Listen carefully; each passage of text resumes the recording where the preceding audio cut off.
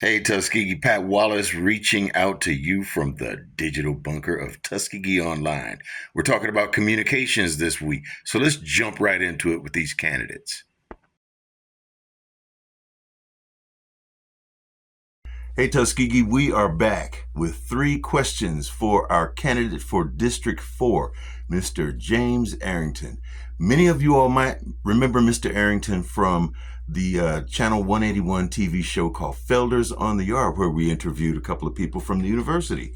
Mr. James Arrington, thank you for spending some time with the citizens of Tuskegee. Thank you for having me. Great. Let's jump right into these questions. We're dealing with communications today. Okay. So, number one, if you are elected, how will you keep citizens informed about important decisions, upcoming meetings, and policy changes in a way that is easy for everyone to access and understand?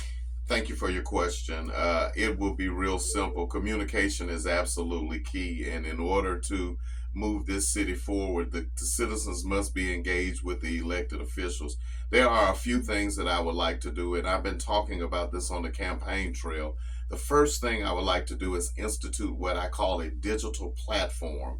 The digital platform is not a digital board. It's a platform where the citizens will have the opportunity to lobby their concerns, and there will be a real-time response. It's going to be an app that will be built that will be interactive with the various districts, along with the mayor and the right personnel, so we don't have to wait until city council meeting to air our grievances out. This will be a way for us to have real-time solutions with the citizens of Tuskegee by taking their concerns and addressing them at the moment within a 48 to 72 hour period. Quite naturally, if you email someone at 10 o'clock at night, you can't expect them to have an answer for you immediately, but it will go on the radar. The beautiful thing about technology is it's time sensitive. So there are dates, the time that the question come in, and then you get to see the responses, and it never changes. It lacks ambiguity, and it's a wonderful thing that will help us advance this community. Each and every person's voice will be heard. That's just one avenue.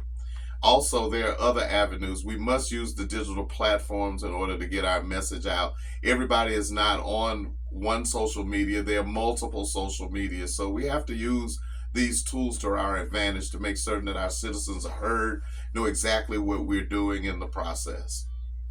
Great. Now, Mr. Arrington, how do you plan to create consistent two-way communication between your office and the residents of your district so that citizen feedback is not only heard but acted upon?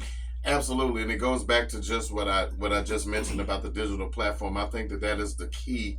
But we will have district meetings. We will have sessions where we will be informed, and certainly every district will not have a meeting at the same time. But I would like to represent District 4. But let's be straight: Tuskegee is part of a collective. These districts 1, 2, 3, 4, and 5 all matter. That is what makes this is what gonna make this work. With us having open communication, Tuskegee belongs to all of us. As citizens, we are stakeholders and we should be heard. So I plan on making sure that every voice is heard. And if it's not heard, I have an open door policy, and would be very amenable and available to discuss the needs of the concerned citizens at any point in time. Wonderful. This is a little bit of a tougher question for you, Mr. Arrington. Okay.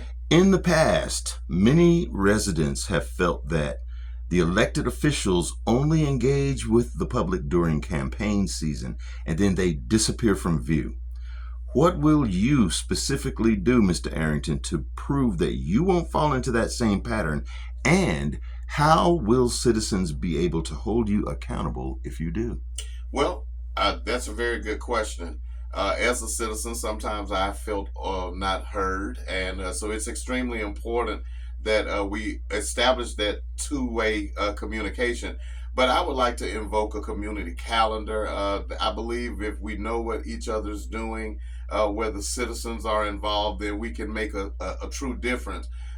This is not my place alone. This is not one individual's place. This is our place.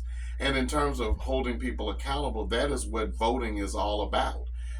You hold your elected officials accountable, and if they do not meet their charge or do a good job. We have to get out of the business of electing our friends. We have to get in the position of electing people that are going to work for us, that are going to bring industry to this community, that's going to value the citizens that are here and use all of the resources at our fingertips. So it is extremely important that everyone be heard. And anyone that knows me know that I will listen and do everything that I can to problem solve. I'm a native of this community. I love Tuskegee.